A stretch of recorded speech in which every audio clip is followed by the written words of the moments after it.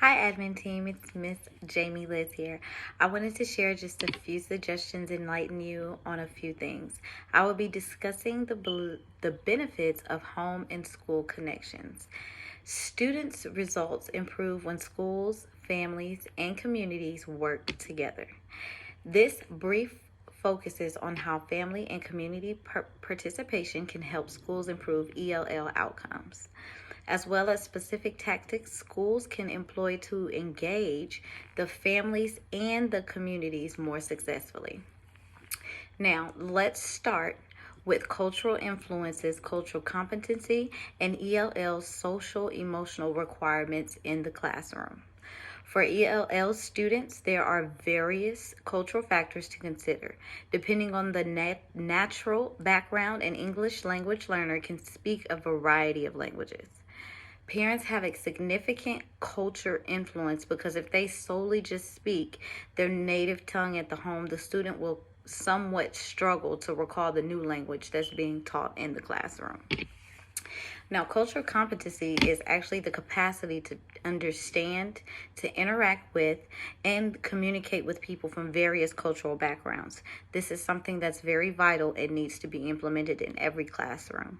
This can be taught by being cognitive of one's own cultural perspectives, working on and developing positive attitudes about cultural diversity, and understanding the different cultural worldviews and customs throughout the classroom for every individual student. Now, to develop family, community, and school relationships, we as educators should provide intentional techniques for family and community engagement that can actually support and highlight the strengths of the home's language, communication, family involvement, and the culture. Making house visits is one example of this. Visiting the family to gain a thorough grasp of the surroundings and how it can assist in learning how to teach and guide students with the support of the family. It's also a chance to evaluate if the parents are ELLs, and if so, to provide materials to assist them to practice and interact with their child at home. These interventions will actually help the parent understand what it is that the child is trying to learn, and they can implement that in the home as well. And that way there's actual practice outside of the home and not solely depending on the educator. Now, making English language learners feel comfortable in the classroom is a vital first step in assisting with them being able to succeed throughout the classroom.